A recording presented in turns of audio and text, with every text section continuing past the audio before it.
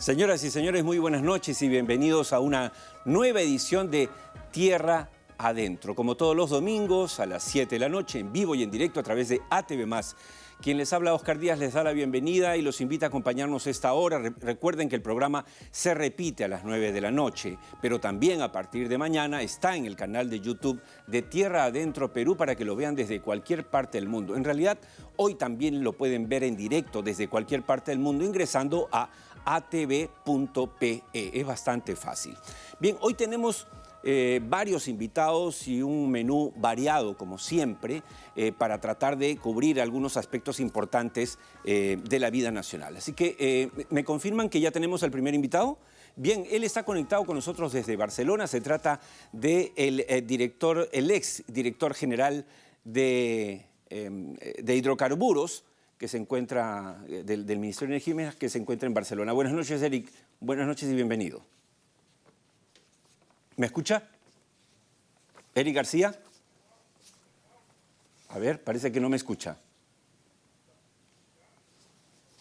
No escucha, a ver. Bueno, nosotros, mientras hacemos la conexión del audio, queremos decirles que esta semana el gobierno, que había enviado al Congreso de la República una propuesta de ley para masificar el gas, bueno, finalmente el Congreso, antes de cerrar la legislatura, aprobó el proyecto. Pero, ahí viene el pero, lo hizo mediatizándolo, quitándole algunos componentes, cosa que suele pasar en el Congreso, y entonces le quitó la fuerza que tenía inicialmente el tema de la masificación del gas. Y por eso hemos querido conectarnos con el ex director general de hidrocarburos del Ministerio de Energía y Minas, Eric García, que se encuentra en Barcelona terminando una maestría, para poder, digamos, tener una visión experta de cómo es que se está cómo se ha logrado aprobar esta iniciativa legal. En el programa ya hemos hecho esto varias veces, hemos hablado de la importancia de masificar el gas, más aún porque como somos deficitarios en lo que es los combustibles, pues obviamente necesitamos alternativas. Y qué mejor que el gas natural vehicular, que es una alternativa para que no estemos en los problemas que estamos. Les recuerdo, amigos de Tierra Adentro, que mañana está anunciado nuevamente un paro nacional de transporte de carga pesada, porque el problema continúa y continuará debido al hecho de que los combustibles van a seguir aumentando de precio en el mundo y por supuesto en el Perú, que es absolutamente deficitario de petróleo y de combustibles, tendrá un impacto como el que está teniendo ahora. Entonces, a la hora que uno ve, cuando uno ve, por ejemplo, que están pidiendo los transportistas que les bajen el precio de combustible, uno se pregunta, bueno, ¿y cómo haces eso? ¿Cómo haces eso sin que lo terminemos de pagar todos los peruanos? Esa es la preocupación y por eso queríamos conversar, ahora empezando el programa, porque esto es de esta semana, con Eric García. Quiero solamente saber, director, si llegamos a reconectarnos con él o no. ¿Sí? ¿Nos está escuchando? ¿Ahora sí nos escucha, Eric? Buenas noches, Oscar. ¿Cómo estás? Te escucho. Bueno, ok. Superado el impasse, vamos directo al tema. Les decía a los televidentes, Eric, que esta semana el Congreso aprobó finalmente una iniciativa legislativa del Ejecutivo, pero lo ha mediatizado. Usted ha escrito sobre el tema. Por favor, díganos qué han recortado, por qué no está completa esta propuesta de ley de masificación del gas. Bueno, en primer lugar, la propuesta del Ejecutivo que se trabajó el año pasado, lo que buscaba era la masificación del gas natural para todo el Perú y para todos los usuarios. Para poder usar el gas natural, que lo tenemos a disposición, tenemos reservas de un precio regulado. Y lo más importante era que la ley permitía que, por ejemplo, para todas las regiones que ya cuentan con gas, que son 12, se pueda construir redes. Un usuario, para que pueda tener gas, tiene que haber empresa concesionaria y tiene que haber redes. Y el esquema peruano es muy lento para eso. Por eso la ley buscaba que se pueda construir las redes. Y en el otro esquema eran las demás regiones que no tengan un operador, dar dinero, como hacen todos los países, para poder crear infraestructura y exista un operador. ¿Ok? Eso era en el primer lugar. Y en segundo lugar, todas las regiones necesitan demanda. Entonces, para tener una demanda era crear un incentivo. El incentivo era la tarifa única, que todo el Perú pueda pagar lo mismo que paga Lima y Callao, que es la concesión más competitiva que hay, y así generar demanda, que los comercios, que los autos, que las industrias de todas las regiones puedan usar el gas a una tarifa accesible. Eso eran los dos pilares de la norma referente a gas. Lo que ha hecho el Congreso es recortarlo. Por ejemplo, para la construcción de redes ya no se consideran las 12 regiones que ya tienen gas. Por ejemplo, en Lima y Callao hay muchos cerros, laderas. El año pasado se construyó 200 kilómetros en Ventanilla, en Caraballo, porque el sistema es muy lento. Son sistemas de 5 años. Si tú no estás dentro del plan quinquenal, tienes que esperar 5 años más para poder tener gas. Entonces, eso, las 12 regiones no van a tener, porque el Congreso los ha quitado. ¿De qué regiones estamos hablando? De Tacna, de Moquegua, de Arequipa, de Ica, de Lima, de Callao, de La Libertad, de Lambayeque, de Cajamarca, de Ancash. ¿Que no están incluidas? Y Tumbes. No están porque las han quitado. Es increíble, estamos hablando de ciudades importantes. ¿Ya? Eso es por un lado. Ajá. Y por otro lado, la tarifa única que iba a generar incentivos para poder tener más flujo de gas, y eso iba a hacer que las concesiones puedan subsistir, ¿no? Especialmente en las regiones porque hay poca demanda, era para todos. Y uno de los principales sectores en provincia es el vehicular. El vehicular, que tanto hemos sufrido con el incremento de precios internacionales y no utilizamos nuestro gas, lo han sacado. Tampoco está. La promoción del GNB. Lo que hemos estado hablando con usted y con otras personas en las últimas semanas como una alternativa de solución al incremento incesante del precio del petróleo. Así es. O sea, lo han quitado, entonces, todas las provincias van a tener una tarifa única solamente los hogares vulnerables de las nuevas concesiones. O sea, ni siquiera la ley es ahorita. Entonces, estamos aprovechando una oportunidad valiosa para el Perú de usar nuestro gas natural, que lo tenemos a un precio regulado, que todo el mundo está sufriendo una crisis energética con precios altos y nosotros como país no lo estamos usando, y esta era una oportunidad que el Congreso le dé, vamos a decir, un respiro a la economía de todo el país. Claro. Lo han recortado. Otra metida de pata del Congreso. Dígame, Eric, ¿hay alguna posibilidad de que en el reglamento, esta es mi última pregunta, pueda, digamos, parcharse, arreglarse, solucionarse algo de lo que ha sido provocado por el Congreso? No. ¿Por qué? Porque los reglamentos, eso es para todos tus televidentes, los reglamentos precisan el alcance de la ley. Pero si la ley ya retiró a las 12 regiones, el reglamento no las puede incluir. Terrible. Y ha citado todo lo que es GNB para la tarifa única, tampoco lo puede incluir el reglamento. De acuerdo. Entonces, lo que debería hacer, y creo que lo correcto, es que el Ejecutivo, que hizo un buen trabajo para poder darle gas a todos los peruanos, observe la ley, regrese al Congreso y se pueda debatir de nuevo, ¿no? Entonces, ahí, por ejemplo, yo he visto el debate que había en el Congreso, escuché a la congresista Susel Paredes, muy buena intervención sobre las ventajas del gas natural vehicular, daba un ejemplo de ella misma, ¿no? Eso debe pasar en todo el Perú y para todos los transportistas. Señores, si nosotros no cambiamos nuestra matriz a gas natural, los transportistas van a sufrir los incrementos, vamos a tener que pagar subsidios. Así es. Se paga más o menos subsidio de combustibles mensualmente, 600 millones aproximadamente. Estamos de acá a fin de año, podemos llegar a los 4.000, 5.000 millones. Okay. Entonces, no estamos utilizando, todo ese dinero se puede usar para otra cosa y no va a usar. Eric, le agradezco mucho este contacto con nosotros, creo que ha quedado muy claro, no es una buena noticia, pero como usted regresa, entiendo, en 1 o 2 semanas a Perú, vamos a contactarlo para que esté aquí en nuestros estudios y podamos analizar este y otros temas de interés nacional. Muchas gracias. Gracias a ti, Oscar. Muchas gracias. Un abrazo a todos.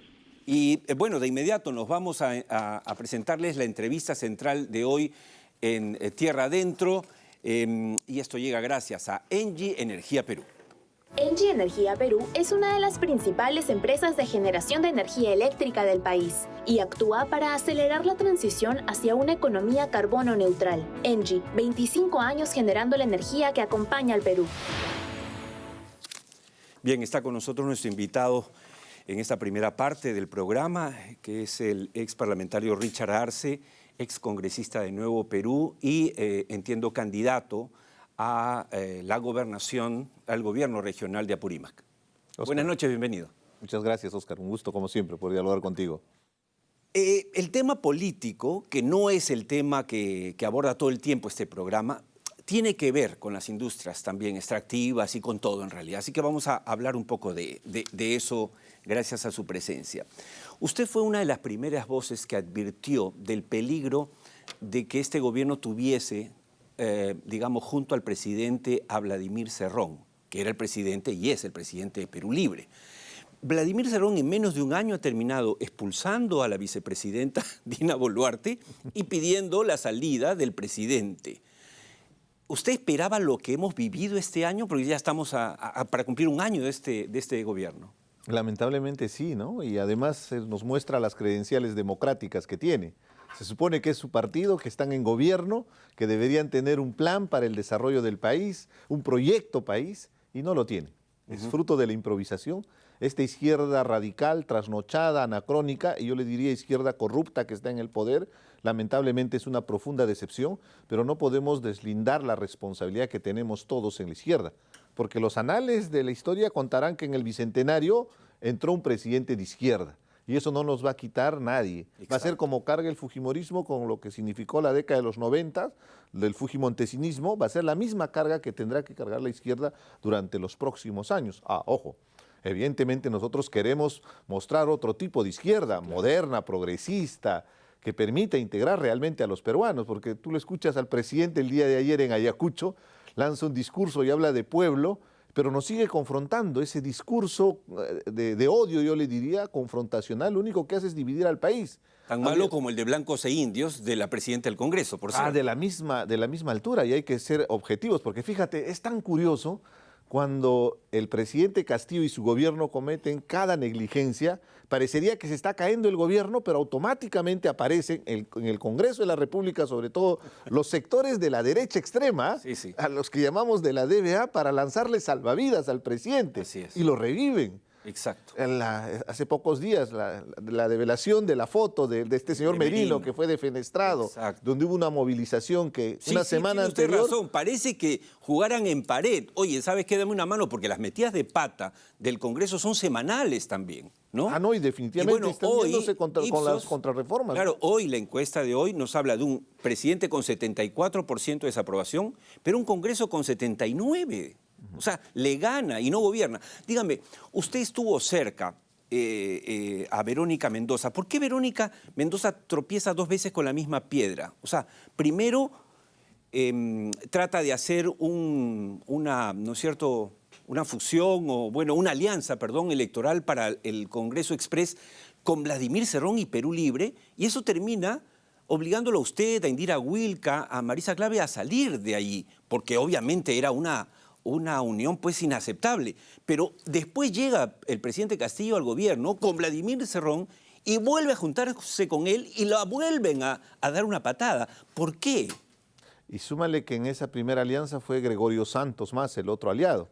Un corrupto, un delincuente. Por eso, hablemos claro, si hay corruptos en la derecha, hay corruptos en la izquierda y hay que confrontarlos abiertamente, porque ¿con qué cara podría salir en los medios o de repente en un espacio político a confrontar la corrupción si tengo de aliados a corruptos, ¿no? Entonces, objetivamente lo que estamos viendo es simplemente la negligencia, porque hubiera sido interesante y ha sido válido, ¿no?, que la izquierda en segunda vuelta respalde a Pedro Castillo, pero que no se entregue con lacito incluido a cambio de un fajín o un ministerio, porque su acompañamiento, si hubiera sido crítico, incondicional, eso hubiera sido totalmente distinto, porque hubiera permitido en su momento arrinconar al propio presidente frente a las múltiples denuncias de corrupción. El día de hoy, Oscar, tenemos al presidente con la gente de su entorno involucrados en una investigación fiscal.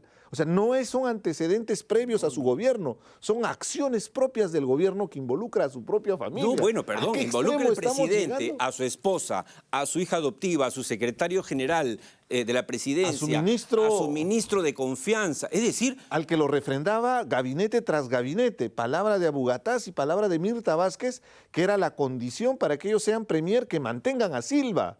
Eso creo que es suficiente argumento para poder inclusive hacerle la acusación constitucional, inclusive defenestrarlo. ¿Usted no cree que Pedro Castillo llegue a culminar su mandato el 26? De ninguna manera, porque de por medio está el país. Se está denigrando las instituciones, se está denigrando cuando se remueve personal técnico, que acabas tú de explicar en la entrevista previa. Tenemos serios problemas, se nos viene la crisis alimentaria, tenemos este problema del sobreprecio de los combustibles. La escasez de urea con la guerra de Ucrania. El Estado debería estar trabajando, el gobierno debería estar involucrado en atender esas serias demandas que son variables exógenas, somos conscientes de ello. Pero ¿cuál es la estrategia de contención? Viene la ola, nosotros vamos a esperar que nos revuelque la ola, o más bien como gobierno debería estar definiendo algunas estrategias que permita de alguna manera mitigar ese efecto. ¿Para qué? Para que la población más sensible, la gente que votó por Pedro Castillo, los que depositaron la confianza, ese otro Perú negado, que cree todavía en Pedro Castillo, no sufra las consecuencias de su negligencia. Pero hay algo más, Richard, y es que el Perú es un país bendecido. Mire, la crisis mundial, y lo explicamos todos los domingos acá, la crisis mundial beneficia al Perú. ¿En qué sentido? El mundo quiere más cobre. Va a triplicarse la demanda de cobre. ¿Cuál es el segundo país productor de cobre y de reservas mundiales de cobre? Perú. O sea, tenemos eso. El mundo Estados Unidos, Biden está desesperado buscando petróleo, lo cual lo va a obligar a abrazar a Maduro, como ha explicado José González aquí varias veces, desde Wall Street, porque el petróleo no se encuentra, está ahí, pero nosotros tenemos petróleo y estamos haciendo que las empresas se vayan, ¿no? Y Petrotal, que es la empresa que produce la mitad del petróleo en el Perú, es interrumpida en su trabajo, no por culpa de él, sino por culpa del Estado. Es decir, no tenemos políticos, Richard, que tengan dos dedos de frente, que lean los diarios, ni siquiera libros, para que se den cuenta del potencial del Perú. Y ni siquiera estamos aprovechando la época de vacas gordas, ¿no? Porque el precio del cobre en la bolsa de metales de Londres está sobre los $4, o sea, más de $10,000 la tonelada, y era la gran oportunidad para hacer caja fiscal, porque una forma de subvencionar el problema de los combustibles justamente es cuando el Estado empieza a subvencionar. ¿Pero de dónde sale la plata? La plata evidentemente sale de los ingresos que va a recaudar, y un principal contribuyente al fisco es el sector minero. Y te lo digo con la profunda convicción de ser ambientalista y ser hombre de izquierda, sí, pero soy pragmático. Veo la realidad en mi región cuando veo la paralización constante en estos últimos meses. ¿Cuántos días, cuántas semanas, cuántos meses han estado paralizados en el corredor minero? Y la afectación directa a Apurímac. Cada día Apurímac pierde 5.2 millones de soles por cada paralización. Ahí quería llegar. En canon y en regalía minera. Entonces, fíjate a dónde estamos llevando al país. Usted está, espero que esta semana se confirme su candidatura, su postulación en el Jurado Nacional de Elecciones, y estaría candidateando a ser gobernador regional de Apurímac. Apurímac se ha convertido en una potencia en el Perú, rica en el tema del cobre, con las bambas, que le ha cambiado la vida, por cierto. ¿Qué haría usted si fuese gobernador de Apurímac? Bueno, queda claro que no va a cerrar las bambas, ni se va a olvidar de las bambas, sino que... Unas precisiones muy importantes. Y se va a dedicar al anís. El anís es buenísimo. Por supuesto, en Curahuasi. Pero no reemplaza pues, los ingresos de la minería. Ahí viene el otro tema potencial. Si bien es cierto, la actividad minera es muy importante, lo que no se ha visto es redituar esos beneficios en la población que ha visto con mucha expectativa. Seamos conscientes. Y lo que tiene que hacer un gobierno es estimular para que ese motor económico dinamice la economía de la región. ¿Y qué es lo que ha hecho Pedro Castillo durante todos estos meses, inclusive previo a su elección? Ha exacerbado los sentimientos de una población hablándoles de nacionalización. Y no solamente te estoy hablando de Cotabamba, te estoy hablando en todo el corredor, sí, claro. Con Jadba y con Antapacay. Claro. Tú conversas con los comuneros y el compromiso de Pedro Castillo era nacionalización. Por eso no va. Y ahora en vez de eso ha estado reprimiendo inclusive con violencia, ha estado faltando el respeto. Siembra vientos y cosechas tempestades. Claro, pero fíjate, Torres, tan irresponsable siendo premier, va a una mesa de diálogo, llega tarde, 2 horas tarde, encima sale volando porque supuestamente tiene una reunión más importante. Sí, increíble. ¿Qué son nuestros hermanos de Apurímac, de Cotabambas? Y es el gobierno del menos pueblo. Que, exactamente, el eso voy. gobierno del pueblo, o sea, que es el pueblo y todo el pueblo. ¿Y a qué va todo esto? ¿Cómo es posible que no se pueda aprovechar esa oportunidad? Y no solamente Las Bambas, en cartera de proyectos Apurímac tiene más de 10.000 millones de dólares en inversión. Está Panoro, está lo de First Quantum con Akira. Tenemos también Trapiche en Antabamba, tenemos los Chancas, en Aymaraes. Son inversiones que juntas suman como 5.000 millones. No, 10.000 millones, 10.000 millones de inversión, pero el tema es, cuando tú generas un ambiente de conflictividad, ¿qué posibilidad hay para la viabilidad de esos otros proyectos? ¿Qué inversionista en su sano juicio va a querer invertir y desarrollar un proyecto cuando ve que el gobierno, en vez de buscar salidas, y con eso no estoy diciendo que vas a favorecer los intereses de las empresas, claro. Primero están los intereses de nuestra patria, pero podemos buscar un desarrollo sostenible que garantice altos estándares ambientales, que garantice el respeto a las comunidades, pero sobre todo el desarrollo de una región tan importante como Apurímac. Porque te lo digo además, como apurimeño. hay que recordar, ya para un poco terminando esta conversación tan interesante, hay que recordar que la población del corredor minero que usted alude, Richard, no es antiminera, no quiere que se vaya la minería, no. O sea, si usted, por ejemplo, llegase a ser presidente o gobernador regional, usted lo que tiene que hacer, obviamente, es ser esa bisagra, porque, claro, si se tratase de que toda la población está en contra de la minería, la cosa sería otra. Conga, Tía María, es otra realidad totalmente distinta al corredor minero. Usted conversa con las comunidades y hay una buena predisposición, que es un gran capital, yo le digo, porque así como es importante la tecnología de punta, es muy importante la licencia social, que la población esté de acuerdo con la actividad. Pero generemos los beneficios, diseñemos una estrategia que permita articular y ser socios de ese beneficio. ¿Qué te parecería si las comunidades fueran parte activa de esos proyectos? No habría estos bloqueos, al contrario, generaría beneficio y toda una dinámica económica y desarrollando también los otros sectores, porque no solamente es minería, tenemos potencialidad en recurso agrícola ahora que se viene la crisis alimentaria y el tema del turismo, pero no tenemos esa visión. ¿Qué se está haciéndose con el tren, que es una visión hacia futuro de lo que podría desarrollarse desde Apurímac para poder evitar estos conflictos en torno a la carretera, pero sobre todo generar una alternativa de desarrollo, que quede algo para Apurímac en esta historia nefasta que ha tenido muchas veces con proyectos mineros que no han sabido beneficiar a la población? Podríamos tener un ferrocarril moderno, pero cuando hablamos de ferrocarril generalmente asociamos al siglo XIX, ¿no? Pero existe ferrocarriles modernos y podría desarrollar y apalancar una región tan interesante como Apurímac. Da gusto escucharlo, Richard. Nosotros acá no somos termocéfalos, estamos muy lejos de la DBA y no somos los que satanizamos, decimos los de izquierda son todos terrucos.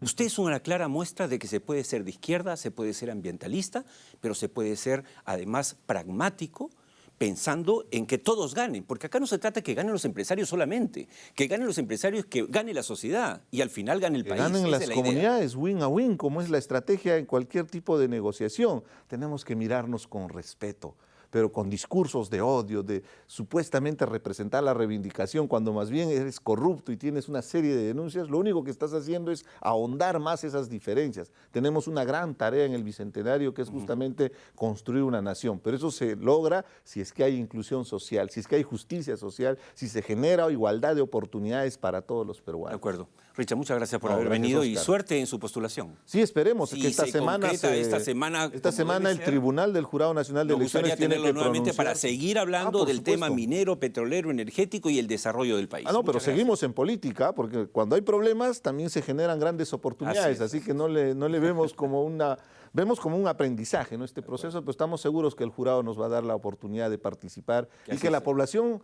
decida por quién elegir. Por supuesto. Muchas gracias. Quédese conmigo. Nos vamos a la primera pausa del programa, obviamente con la bolsa de trabajo de inmediato. Tenemos mucho más para ustedes hoy en Tierra Adentro.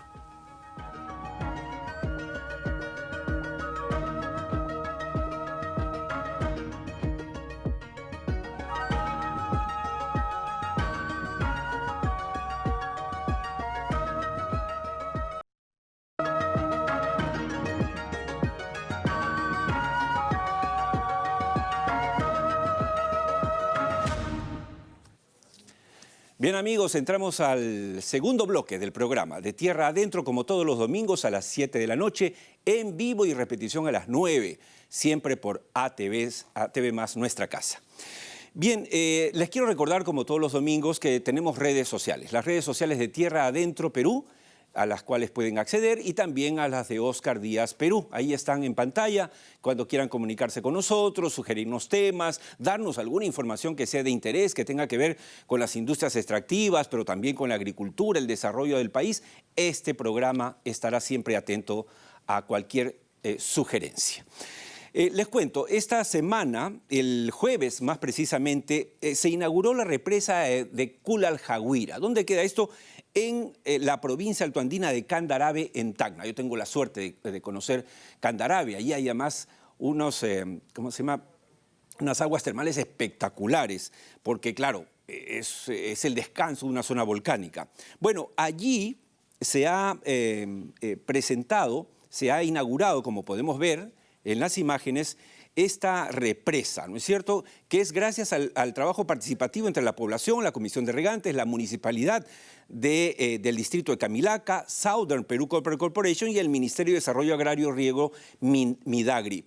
En esta inauguración, amigos, era tan importante que han contado con la presencia nada menos que del el presidente del Consejo de Ministros, Aníbal Torres, los ministros de Desarrollo Agrario y Riego, Andrés Alencastre, y la ministra de Energía y Minas, Alessandra Herrera, además de las más importantes autoridades de Tacna. Esto es muy importante. Un último dato, la represa de Culaljaguira permitirá almacenar hasta 2.5 millones de metros cúbicos de agua durante la época de lluvias, de enero a marzo, para irrigar más de 500 hectáreas destinadas a cultivos tradicionales. Otra prueba de lo que venimos diciendo tercamente aquí, y es que la minería y la agricultura perfectamente pueden ir de la mano como está pasando. Y ahora nos vamos de Tacna a Moquegua. Y en Moquegua, Tierra Adentro fue hasta allá para ser testigo del nacimiento de nuevos microempresarios, gracias al apoyo decidido de la empresa privada. Miren la historia de inmediato.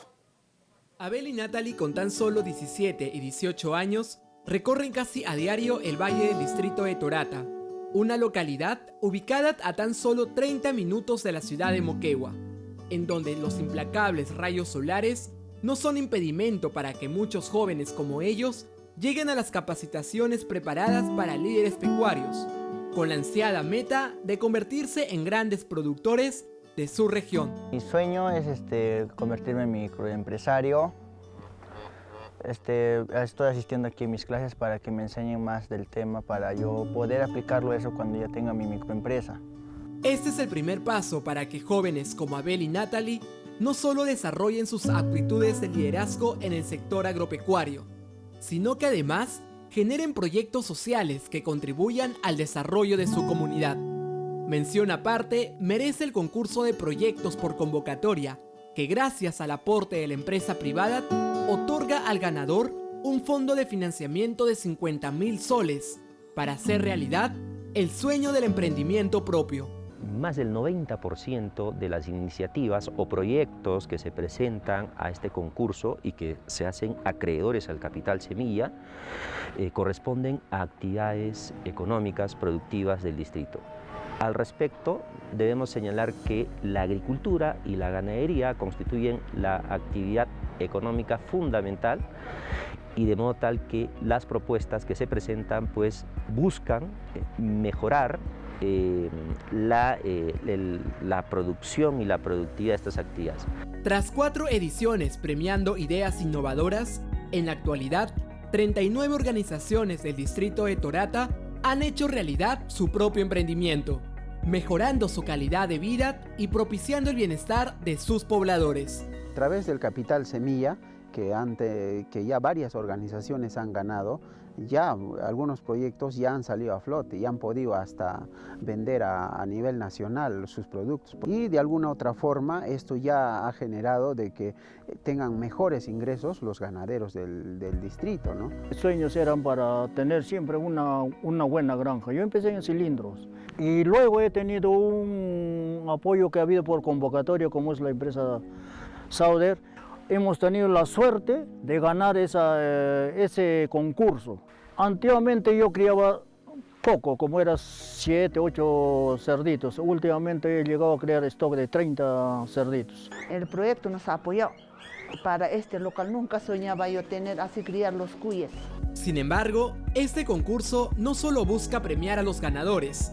Su misión es convertirlos en gestores y ejecutores de sus propios proyectos, generando así una cultura colaborativa e inclusiva entre todos los participantes. En ese sentido, el premio es entregado en recursos como materiales, equipos e insumos para contribuir de forma integral en todas las fases del emprendimiento. La empresa nos han apoyado con estos fierros. Fierros, la calamina, el breibol, el cemento. Después nos han apoyado estas maderas. Nosotros hemos hecho construir con el maestro de obra del local. Que también apoyamos a las personas que están desocupados, albañiles a veces no tienen trabajo y creo que es una oportunidad de ellos para también apoyarles de esta forma. Cada año, estas convocatorias permiten cerrar las brechas de los problemas que enfrenta la población, como por ejemplo el riego para los campos agrícolas, donde hoy los beneficiarios gozan de una mejor distribución de agua en la zona. Nosotros hemos sido uno de los ganadores de riego tecnificado de tunas. La alfalfa antes estaba puro plaga, así estaba pues, pero ahorita con este riego tecnificado todo está bien lavado. Hay varios rubros en deporte, salud, agricultura y otro tipo de actividades basadas en emprendimientos, ¿no? Ya sea en comercialización, en ventas, en procesar productos. Asimismo, la empresa privada viene impulsando la participación de niños, jóvenes y adultos en actividades artísticas, las cuales promueven los valores, identidad y costumbres de esta parte de la pujante región moquegüana. Es muy importante eso, fomentar la cultura teatral en la población moquegüana, porque eso ya se estaba perdiendo. Nos decía que Moquegua hace 17 años que no se presentaba una obra teatral. Era para nosotros algo gratificante. Es así como hoy la población del distrito de Torata tiene mayores oportunidades para emprender y ayudar con sus proyectos sociales a tener una mejor perspectiva de vida. Yo quiero ser ganadora de Capital Semilla y por eso estoy viniendo a mis clases. Quiero tener mi proyecto propio sobre los cuyes. Nos sirve ya sea los jóvenes o los adultos para emprender tipo proyecto, una mini empresa. Como quien dice, es un progreso más para la población. Torata se ha convertido en un modelo a seguir, donde el desarrollo y progreso de este distrito en el sur del Perú es el resultado de la suma de esfuerzos entre la empresa privada y la comunidad, para solucionar grandes desafíos a partir de ideas e iniciativas creativas e innovadoras. Felicitaciones a los dirigentes de Torata y a la empresa Sauder Perú por trabajar juntos para hacer realidad los sueños de estos jóvenes que hemos visto, de estas señoras agricultoras, señores agricultores de esta pujante ciudad de Moquegua. Realmente emociona ver estos reportajes y hacer realidad y hacer carne lo que es el programa Tierra Adentro. Nos vamos ahora con la siguiente entrevista que llega gracias a Viceversa Consulting. Las empresas de hoy necesitan mantener buenas relaciones con las comunidades y reducir los posibles impactos ambientales de sus operaciones. Por eso y para eso, desde hace 22 años, Viceversa Consulting gerencia soluciones. Bien, ya está con nosotros nuestro invitado en esta parte del programa que ha sido otra noticia de la semana. Lo entrevistamos hace cosa de un mes porque Doerran ha sido tema de discusión durante 12 años el tema de Doerran y la venta ahora, la posible venta de la mina Cobriza. Se estaba a punto de vender y esta semana parece que los dos postores firmes para adquirir la mina Cobriza al final no pudieron cerrar el trato al parecer porque Doerran Caimán simplemente no votó a favor. Pero ¿quién mejor que el gerente general de Consultora 1 a cargo de este proceso para que nos cuente la verdad? Buenas noches, bienvenido Renato. Oscar, ¿cómo estás? ¿Qué pasó exactamente? Bueno, esto es el resultado de la puesta en votación en la Junta de Acreedores de dos propuestas que evaluamos, ¿no? La de Cobre de los Andes y operadores concentrados peruanos. Nosotros recibimos estas dos empresas, las propuestas, las analizamos como correspondían, pero de acuerdo al convenio de liquidación tenía que ser aprobado en Junta de Acreedores. Cuando fueron a la votación para la aprobación del contrato se aprobaron los dos, pero ya cuando este contrato tenía que ser incorporado al convenio de liquidación como lo estipula este documento, no se llegó a la mayoría se que abstuvo, es... Doe Rancaimán específicamente. Sí, claro. Al abstenerse no llegaban a cumplir los requisitos. Es exactamente lo que pasó. Y más aún, nosotros habíamos... Y abortó la operación. Sí. Y es más, íbamos a presentar 3 propuestas. Una de RS Global Energy, que estaba proponiendo $24 millones por la mina. Recuerdo que el precio base era 19. 19 millones 600. Nosotros somos... Buen negocio podría haber sido. Habíamos llegado a ese monto, pero lamentablemente por la convulsión social que tiene el área de influencia de la mina, la situación que se encuentra, retiró su oferta, ¿no? Así que fuimos con dos postores y no se llegó a la mayoría. Pues, ¿no? Ahora, la vez anterior que estuvo aquí con nosotros, Renato nos habló de que le preocupaba el vencimiento de las concesiones y dijo, vamos a hacer todo lo posible por extenderlas. ¿Finalmente se renovaron las concesiones? Sí, se pagaron las vigencias y las penalidades, pero fue un trabajo paralelo entre conseguir compradores para la venta de la mina y el pago de las concesiones, de las vigencias y las penalidades. La última penalidad la pagamos 2 horas antes de que cierre el tiempo límite.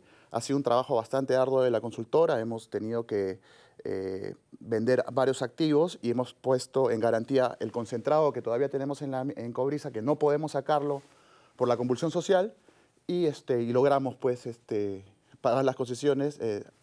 Bueno, eso les da un respiro de tiempo. ¿Cuál es el objetivo ahora? ¿Cuál es la meta de Consultora A1 respecto a este tema abortado, este proceso como ya lo ha descrito? Mira, ¿Qué se viene? Nosotros, más que respiro, lo que queremos es acotar los tiempos porque el costo de mantener esta operación más el costo de la misma liquidación no nos permite tener una operación muy larga para poder sostener esto. Conviene a todos la operación, poder hacer la venta lo más pronto que sea posible. Porque los costos están superando sobremanera la capacidad de la liquidadora para conseguir fondos, ¿no? Entonces, al haberse terminado esta etapa de la venta de la mina, lo que corresponde y lo que estamos haciendo ya es una subasta pública para la mina, que el día 26 de julio se va a hacer esta subasta pública a las 4 de la tarde en las oficinas de Consultores A1 para conseguir un comprador para la mina. De venderse, de adjudicarse a alguien en ese momento, habríamos terminado con un problema de 12 años, ¿no? Fíjate. Bueno, ojalá. Cuéntenos después lo que pase después del 26 de julio. Sí, por supuesto, no hay ningún problema. Muchas gracias por haber estado con nosotros. Sí, Oscar, Quédese gracias. conmigo, nos vamos a la segunda y última pausa del programa, no sin antes presentarles nuestro segmento siempre interesante, Volver al Futuro. ¿Saben ustedes en qué año van a empezar a comercializarse la primera vacuna que destruye células cancerosas? ¿Usted cree que eso va a pasar de acá a 20 años? Miren el dato, sorpréndase y nos acompañan luego de la pausa para la última parte del programa.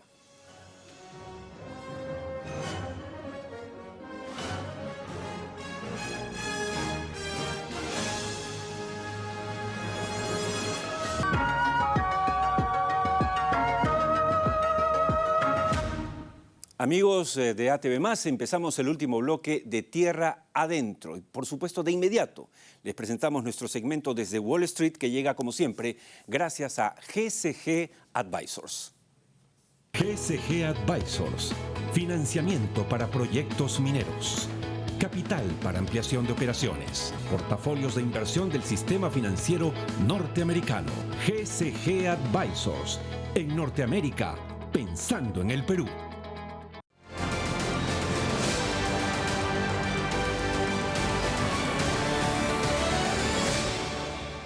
Bien, y nos conectamos de inmediato con José González, nuestro corresponsal en Nueva York desde Wall Street. José, buenas noches. Buenas noches, Oscar. Un placer estar muy fresco, porque ya hay 27 grados por lo menos, o más. Correcto, 26, con mucha humedad, caliente. Ok. Hablando de temperaturas, la temperatura de la economía se ha elevado en estos tiempos, ¿no? En estos últimos días. En junio, la inflación en los Estados Unidos fue de 9.1% o 9,1%, como quieran, mientras la inflación mundial de mayo fue de 8.1%. 1%. O sea, estamos hablando de las tasas más altas desde 1981 y desde el 2008 respectivamente. ¿Qué le espera al Perú en este escenario mundial?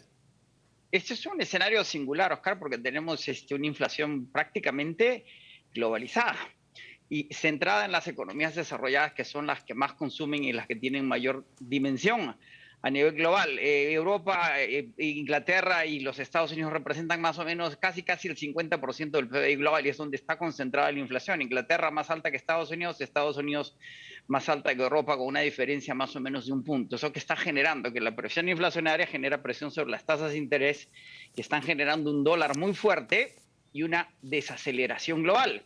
Ese ciclo se repite en el Perú. Inflación, tasas de interés, depreciación del sol, menor crecimiento. Es lo que llama Joe Turek de JST Advisors, una consultoría de Dollar Doom Loop, que en español se traduciría en el bucle de la muerte del dólar. ¿Eso qué implica? Un dólar fuerte reduce la actividad manufacturera global, reduce la cotización de las materias primas duras, reduce el intercambio comercial internacional, lo cual crea temores sobre el crecimiento global que genera el ciclo hacia el dólar, ¿sí?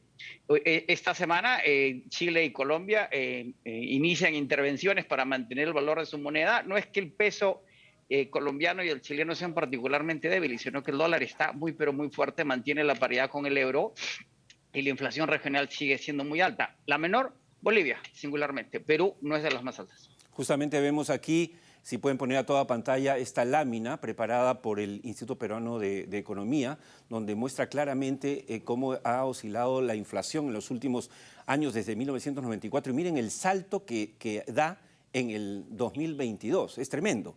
Y hay una siguiente lámina que les pido ponerla porque me permite hacerle la siguiente pregunta a José González. El continuo incremento en las cotizaciones internacionales de alimentos y combustibles, del cual hemos hablado aquí varias veces contigo, José, empujan la inflación mundial. Si es así, como lo muestra además el cuadro que estamos viendo en este momento, ¿cómo entender que pese a la corrección a la baja, los precios de estas materias primas se mantienen aún por encima de los niveles registrados a fines del 2020 en plena pandemia? Recordemos que ya estamos viviendo la pospandemia y lo que se llaman las heridas de la pospandemia, los efectos que está dejando la pandemia a la que se suma la guerra en Ucrania, los incrementos de las asistencias monetarias y fiscales durante la pandemia, que tienen un efecto sobre estas materias primas. Recordemos, por otro lado, parece que estos 3 años parecen 30 años, pero son relativamente recientes. Durante la pandemia y las cuarentenas colapsó la producción y la demanda de materias primas duras. Se cerraron los mercados prácticamente por 1 año y en el caso de Perú, si lo recuerdas, fue particularmente dramático. El rebote económico del año pasado, la reapertura de las economías en virtud de la vacunación y las infecciones, la reactivación de la economía china, que fue la única que no tuvo crecimiento negativo, generó este rebote en los precios de los metales, que superaron en ciertos metales incluso los alcanzados en el superciclo de las materias primas previo a la crisis hipotecaria, que generó una corrección importante en la cotización de materias primas. Ahora bien, como hemos señalado en programas anteriores, estos precios han experimentado pérdidas, pero son consideradas coyunturales por este tema que acabamos de mencionar, la presión inflacionaria, tasas de interés, la fortaleza del dólar y la esperada recesión, pero nadie cree en el mundo que esto vaya a ser sostenido, porque la transición energética acelerada por la guerra en Ucrania va a mantener expectativas de que aumenten las materias primas, particularmente porque no hay nuevas reservas a nivel global, los inventarios son muy bajos y la oferta sigue deprimida. Más bien ahora hay una nueva corriente de pensamiento que dice que la transición podría ser más larga de lo que se espera porque no hay suficientes minerales para acelerar en los procesos de los acuerdos de Kioto y Escocia. Y S&P acaba de publicar un reporte esta semana en los Estados Unidos, Oscar, que es singular, que ha llamado muchísimo la atención, porque hablan de que el cobre es el nuevo petróleo, ni siquiera el nuevo oro, sino el nuevo petróleo, y que en la nueva geopolítica global, el Perú podría convertirse en la Arabia Saudita por ser la reserva estratégica de cobre más importante en el mundo. Y S&P habla de que podríamos estar en el mediano o largo plazo ante una guerra del cobre.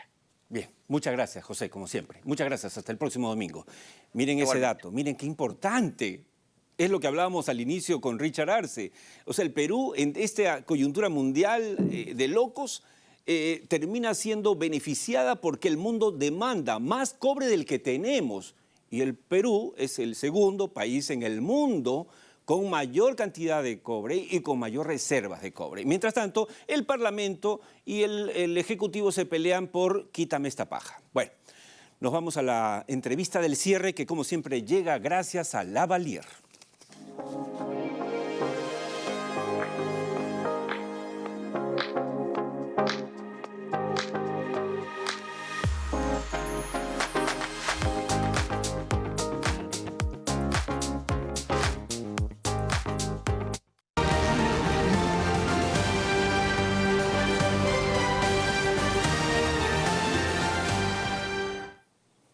Bien, y para la entrevista del cierre tenemos al doctor Javier Paino, cirujano y biólogo molecular de la Washington University. Lo hemos invitado porque esta semana, doctor Paino, salió en conferencia de prensa el presidente de la Organización Mundial de la Salud para decir que, Dixit, el fin de la pandemia COVID-19 está lejos de haber llegado, ese fin, ¿no es cierto? Pero también dijo que el long COVID tendría efectos en el trabajo. Y ya hemos hablado con usted antes del tema. Por favor, ¿cuán serio es esto del long COVID para todos los empresarios que nos están viendo en el Perú? Sí, mire, el long COVID o el COVID de secundario o el COVID de largo plazo es lo que, como decía José González, lo que va a afectar al público en la etapa de post-pandemia.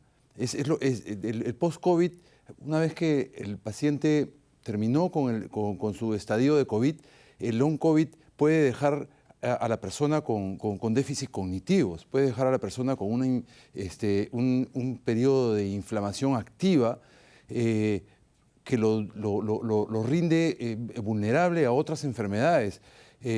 Definitivamente mella en la capacidad del trabajador.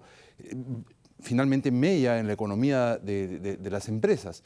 Y el long COVID es una entidad que crea como una suerte de punto ciego entre lo que el gobierno puede controlar en cuanto a los contagios de COVID y lo que la empresa puede ayudar a su trabajador con su medicina ocupacional. El long COVID va a ser una entidad que no está ni aquí ni allá. Entonces, va a haber que tener un plan de contingencia para este debilitamiento de la fuerza laboral que va a venir en la etapa de pospandemia. Y sobre eso, esta semana también el comercio editorializó, llamando la atención sobre, ok, hay nueva ola del COVID, pero no vayan a tomar las medidas draconianas que el inicio de la pandemia, porque ya hemos aprendido algo. Y esa es un poco la línea también cuando usted lo vemos publicar y hablar en otros medios, esa es la línea de su pensamiento, es decir, que no se lleguen a excesos. ¿Qué excesos, por ejemplo, no debería tomar como medidas el gobierno? Sí, lo primero que tienen que hacer, que tendrían que hacer los dirigentes que están tomando cuenta de esta pandemia es no entrar en dichos y contradichos. Tenemos que tener bien claro que lo único que realmente puede controlar esta pandemia son las vacunas. Las medidas draconianas, el embate contra el empresario, el cierre de locales, etcétera, etcétera, eso ya está demostrado que no sirvió. Se hizo como una medida de urgencia cuando las vacunas no estaban listas, pero hoy en día las vacunas son lo que realmente está comprobado por la Organización Mundial de la Salud, por la CDC de los Estados Unidos. Está comprobado que la vacuna es lo único que va a poder controlar la pandemia, va a poder controlar las siguientes olas que vengan. Entonces el gobierno tiene que estar dedicado al 100% en mejorar la vacunación de la población. No puede ser que el 90% de los locales de vacunación estén cerrados. Exacto. Entonces, antes de estar pensando en mascarillas, antes de estar pensando en cerrar locales y prohibir fiestas, tenemos que nuevamente entrar de lleno en lo que es completar por lo menos la tercera dosis de la población. que estamos en un gran déficit con respecto a los otros países en ese sentido. Totalmente de acuerdo. Vale la pena recordarle a los televidentes sobre el dato que ha dicho el doctor Paino, que el comercio investigó y comprobó que en caso de Lima Metropolitana y el Callao se cerraron el 90% locales que estaban abiertos antes para la vacunación. Imagínense, de 100% a 10%. Es una cosa de locos. Ahora, yendo a los empresarios que nos están viendo seguramente en todo el país, mineros, petroleros, energéticos, manufactureros, etcétera. ¿Qué sugerencias, qué consejos le puede dar usted como experto, además biólogo molecular en estos temas, para administrar el tema del long COVID y los efectos, ¿no es cierto?, del COVID en esta nueva etapa? Sí, las diferentes empresas mineras y otras empresas que nos han consultado, nosotros les hemos tratado de explicar este punto ciego al cual me he referido antes y hemos propuesto lo que hace Canadá. Canadá tiene una coyuntura minera y petrolera bastante mayor que Perú, y tienen un programa que se llama Medicina para Todos, el cual es un joint venture entre lo público y lo privado. En la medida de lo posible, el sistema público ayuda, pero es el privado, es la empresa, en contacto con los médicos privados, los que crean un sistema de telemedicina para llegar a todos esos pacientes que no están vistos por la medicina ocupacional y que ya el medio público no los atiende, para poder detectar esto que es el post-COVID, que es el estado de cansancio crónico del paciente, el estado de mella cognitiva y física. Y para eso estamos todo el sistema médico dispuesto a ayudar. Es cómo llega el trabajador en las alturas de los Andes a poder consultarse con una persona experta en infectología o una persona experta en neurología en los centros más importantes de la medicina en el Perú. Hay una manera de conectarlos. Hay muchas empresas privadas que ofrecen este sistema de telemedicina y es cuestión solamente de unir el problema con la solución. Estupendo. Gracias por sus consejos y estamos seguros que, digamos, esta etapa nos agarra mucho más informados, que es lo importante, doctor Paino. Ya no podemos hacer las locuras que hicimos al inicio de la pandemia, donde no sabíamos, además salían hasta personas como Melber Huerta a decir no usen mascarilla, después sí usen. O sea, realmente estábamos todos medio perdidos, pero hoy, 2 años y medio después, ya sabemos qué no hay que hacer y no hay que cerrar, ¿no es cierto?, los centros, porque vamos a paralizar de nuevo innecesariamente la economía. Innecesariamente, ahorcar al empresario, y cuando todos los estudios y todas las entidades internacionales nos indican el camino, hay que concentrarse en la vacunación de la población. De acuerdo. Muchas gracias. Quédese conmigo para despedir el programa. Esto ha sido todo por hoy, amigos, pero como siempre terminamos con una frase. Esta los va a hacer pensar, medio filosófica. Eduardo Galeano dice, al fin y al cabo, escuchen, somos lo que hacemos para cambiar lo que somos. No es un trabalengua. Piensen y van a llegar a conclusiones interesantes. Gracias por habernos acompañado hoy en el programa. Espero que les haya gustado. Lo hemos hecho, como siempre, con mucho cariño. Nos vemos la próxima semana en esta su casa ATV+, en este su programa Tierra Adentro, la hora 7 de la noche. Oscar Díaz les dice gracias y espero verlos la próxima semana, si Dios quiere.